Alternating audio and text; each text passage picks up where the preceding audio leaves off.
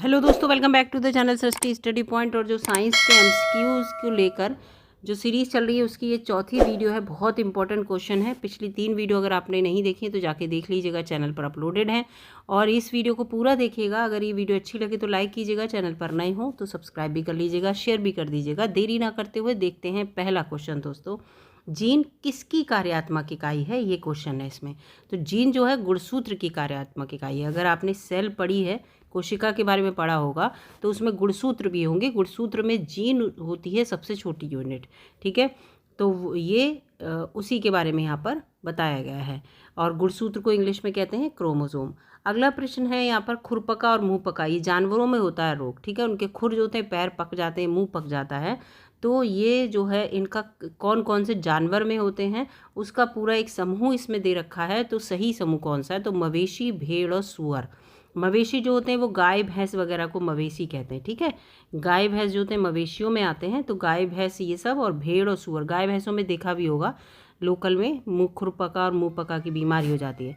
अगला क्वेश्चन है यहाँ पर, निम्नलिखित में से कौन सा जीव निमोनिया का कारण है?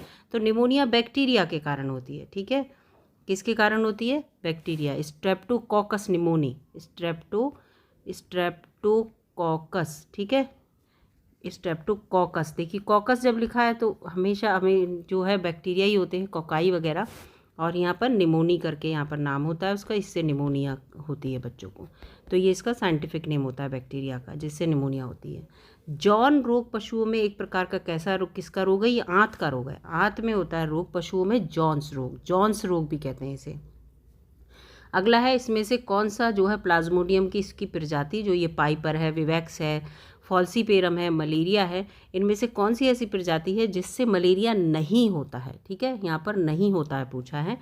तो यहाँ पर जो प्लाज्मोडियम पाइपर है ये मलेरिया का कारण नहीं है, जबकि प्लाज्मोडियम वाइवेक्स, प्लाज्मोडियम फॉल्सीपेरम और प्लाज्मोडियम मलेरिया, ये तीनों जो है मलेरिया का कारण होते हैं यहाँ पर। अगला क्वेश्चन है यहाँ पर, निम्नलिखित में से कौन हाइड्रोफिलिक, हाइड्रोफिलिक माने जो जल में घुल जाए, जल के प्रति प्रेम दिखाए, फिलिक। और फोबिक जो होता है, हाइड्रोफोबिक माने पानी से डरता हो, पानी से दूर भागता हो। तो यहाँ पर देखिए, चीनी, सेलुलोज, स्टार्ची तीनों ही हाइड्रोफिलिक हैं। तो इसका उत्तर होगा उपरोक्त सभी। अगला है यहाँ पर, डाउन सिंड्रोम जो होता है उससे पीड़ित लोग हमेशा किससे प्रभावित रहते हैं? तो उन्हें अल्जाइमर नाम का रोग होता है। अल्जाइमर भूलने की जो बीमारी होती है वो रहती है। देखने में भी अजीब से रहते हैं, माथा उनका चौड़ा इस टाइप का, ये होता है अल्जाइमर नाम की बीमारी। इसके बाद कार्बन मोनोऑक्साइड की विषाक्तता, यानी कि अगर कार्बन मोनोऑक्साइड एनवायरनमेंट में हो गई है तो किसके द्वारा ठीक करी जाएगी? तो ऑब्वियसली अगर आप ऑक्सीजन, ताज़ी ऑक्सीजन के संपर्क में उस प्रभावित व्यक्ति को ले आएंगे तो वो व्यक्ति सही हो जाएगा, है ना। तो कार्बन मोनोऑक्साइड जहाँ पे ज़्यादा होती है वहाँ ऑक्सीजन की कमी हो जाती है, तो ऑक्सीजन वहाँ सफिशिएंट मात्रा में ले आएंगे तो ठीक हो जाएगा व्यक्ति। तो इसका उत्तर सी है। अगला है, बड़े महासारियों, जो मांसाहारी होते हैं, मांस खाने वाले बड़े जानवर जो होते हैं उनको क्या कहा जाएगा? तो उन्हें तृतीय उपभोक्ता कहा जाएगा, यानी कि टर्शियरी जो कंज्यूमर होते हैं वो, जैसे शेर है। ठीक है, शेर वगैरह है, ये सबसे बड़े जो है मांसाहारी होते हैं। और लास्ट में जैसे आपने अगर इसका पूरा पिरामिड बनाया होगा तो पहले होते हैं उत्पादक, और फिर होते हैं प्रथम उपभोक्ता, फिर द्वितीय उपभोक्ता, फिर तृतीय। तो इस तरह से यहाँ पर ये उल्टा बन गया है, पता है, इसका ऐसे बनता है। ठीक है, तो ये होते हैं उत्पादक सबसे ज़्यादा, उससे कम होते हैं प्रथम उपभोक्ता, उससे कम होते हैं द्वितीय, उससे कम होते हैं तृतीय उपभोक्ता। ये कम होते हैं और ये पावरफुल होते हैं, बड़े होते हैं। तो यहाँ पर ये होगा। अगला है, प्रकाश संश्लेषण की प्रक्रिया में क्वेश्चन हर बार आ रहा है और इससे रिलेटेड वीडियो चैनल पर भी है। वो क्या करता है? वो सौर ऊर्जा को रासायनिक ऊर्जा में बदल देता है। सूर्य के प्रकाश की जरूरत पड़ती है तो सौर ऊर्जा को रासायनिक ऊर्जा में बदल देता है। नाभिक के बाहर डीएनए और कहाँ मिलते हैं? एक तो नाभिक में मिलते हैं, ये सेल है, सेल क्या नाभिक है, इसमें क्रोमोसोम है, यहाँ पर डीएनए वगैरह रहता है ना। तो लेकिन इसके अलावा कहाँ मिलते हैं? कोशिका में माइटोकॉन्ड्रिया एक पार्ट होता है। माइटोकॉन्ड्रिया जिसे पावर हाउस कहते हैं, ऊर्जा गृह कहते हैं कोशिका का, उसमें मिलते हैं डीएनए।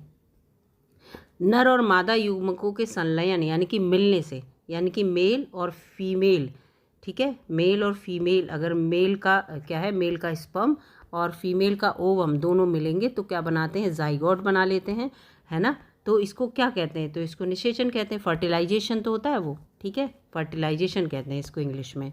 अगला है 13वां क्वेश्चन, चेचक के लिए पहला टीका किसने खोजा था? तो एडवर्ड जेनर ने खोजा था।